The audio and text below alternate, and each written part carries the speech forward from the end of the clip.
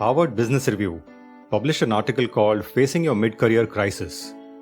The author, a philosophy professor at MIT, describes the research that shows how life and career satisfaction takes the form of a gently curving U-shape. It begins high during youth, bottoms out in the 40s, and recovers in the old age. Interestingly, we get a lot of requests from professionals not just in their 40s, but also 30s and 20s who say they are facing a mid-career crisis and need help. Have you felt the need to jazz up your wardrobe, get a revolutionary haircut with a bizarre color, or upgrade to an absolutely impractical fashion car? In short, does your life seem directionless? Well, then you've approached the condition coined back in the 1960s as a midlife crisis.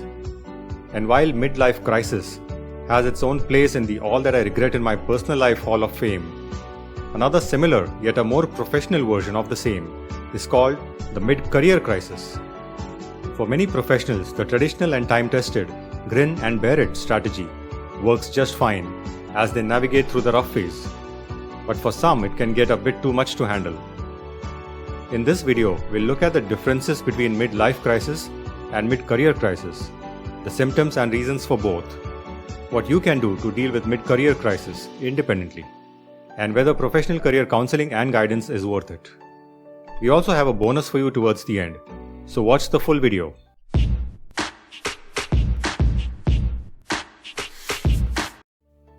What is mid-career crisis? In the current age, it has become difficult to segregate career and life. So it can get confusing to differentiate between problems that start off in one domain and spill over into the other. Which is why it's important to first understand the difference between midlife crisis and mid-career crisis. Here's a short definition for both. In midlife crisis, people encounter feelings of failure or stress related to events such as failed relationships, decline of health, or personal loss. Here's a list of symptoms for midlife crisis, published by psychologytoday.com.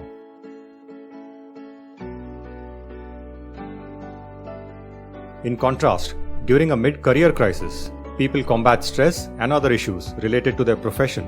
Feelings of failure, regret, or stagnation are common when at a certain age, usually closer to 40, men and women are faced with the evaluation of their career decisions so far. It manifests itself as disinterest in one's work life and a lack of motivation to move ahead. Victims often feel like the very idea of going to work or carrying on everyday tasks are very exhausting. In other words, they are suffering from a professional burnout. Here are some symptoms of a mid-career crisis.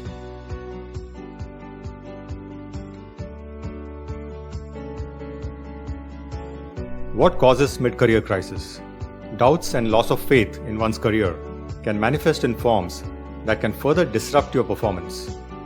Work irregularity, fatigue, absenteeism, and stagnation are manifestations or symptoms, but not the root cause, though at times it may very well seem to be the case. Like a snake eating its own tail, it's a problem that feeds on itself, and one needs to be able to differentiate the problem from its symptoms. What's the psychology behind mid-career crisis, and what makes it so difficult to handle? The vicious circle usually starts off small and stays below the radar for a long time, possibly months or even years, before you recognize it as a full-blown crisis. In the early days, the problems don't seem big or even noticeable enough to take corrective action. But if ignored, it can have serious implications. It could also affect the mental or physical health. When you realize that it indeed is a problem that needs to be tackled, first of all evaluate how serious it is. If you suspect that you're suffering from physical or mental problems, including anxiety or depression, reach out to a doctor or psychologist as soon as you can. If the situation is not that bad, here's what you can do independently without taking professional help from a career counselor. Let's talk about how to deal with a mid-career crisis. Here's a 3-step process that you can use to deal with mid-career crisis. The very first and possibly the most difficult step to fixing any problem is to first accept that there is a problem.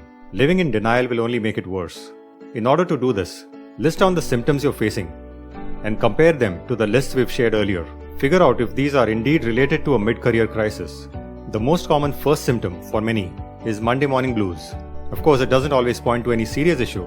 Maybe it's just a passing phase, but it never hurts to dig deeper to understand why you're not as excited to go to work now as you were when you first joined. Once you accept the fact, the next step would be to pin down the root cause. Here are some questions that you can ask yourself to facilitate the process. Has the crisis developed from your current situation at work?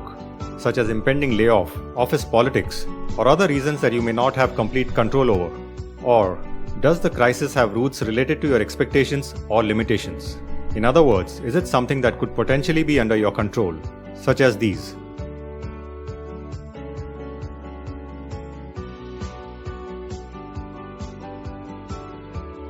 The typical and often wrong way to deal with mid-career crisis is by changing jobs, assuming you can start off on a clean slate and a higher salary will make your troubles go away.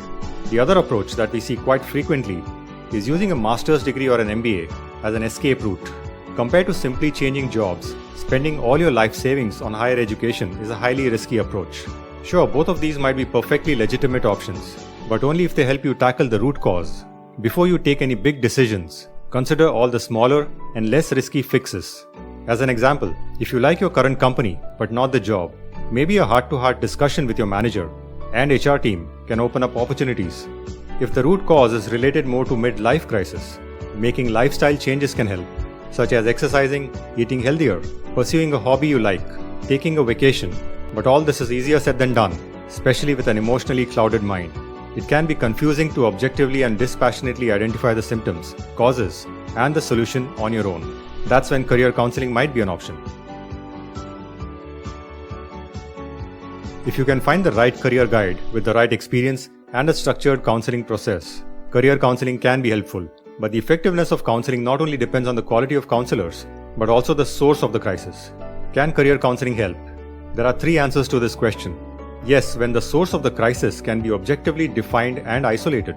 For instance, if the root cause happens to be a lack of certain skills to keep up with the current job demands, or dissatisfaction with a job role or career track, one can find ways to address the problems in a systematic fashion, be it by upgrading your skills or changing careers by getting a related degree or experience. On the other hand, if a crisis in the career is an outcome of one's personal situation, such as unhappiness arising from poor health, or a loss of relationship or a loved one, then it would be hard to reconcile with the professional discontent without addressing the personal one. If it gets to be too serious, a trained physician or psychologist should be a consultation priority rather than a career counselor. After all, what career solutions can you expect without a healthy body and mind to follow through? Finally, there could be a mix of reasons putting your career off track. For example, inefficiency at work, causing incompatibility with colleagues or supervisors. How does career counseling work? Each career counselor works differently. We can't speak about the other teams, but at MBA Crystal Ball, here's the process we follow. Before signing up candidates, we first evaluate whether we can help. We end up turning down more requests than we accept. We start off with a questionnaire and a psychometric test to understand the candidate's personality traits well.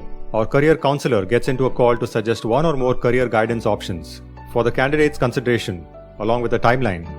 The entire process is virtual. We have worked with professionals across the world without meeting them in person. Is career counseling worth it or not? Ultimately, career counselors are advisors. They cannot guarantee quick and magical results. They can only share objective and external perspectives and a structured plan to address the issues. The onus remains on the candidate to follow up on the suggestions. Don't rush to a career counselor as the first option. Keep that the last recourse after you've exhausted all the self-help options. We've created a free online career guidance tool that you can use to evaluate the health of your career, called the Career Graph. It's a self-help tool to help you get a visual snapshot of how your career has been moving, whether you need a new job, and if that new job you're considering will make your career graph better or worse. We'll share a link in the video description below. After you've explored all the free and independent options, if you're still convinced that career counseling would be worth a shot, drop us an email. We'll let you know if we can help or not. If the problems are beyond what our process can handle, we'll be upfront in admitting that we are not the right team for you. We hope you are able to tackle all that's holding you back and unleash your true potential. Good luck.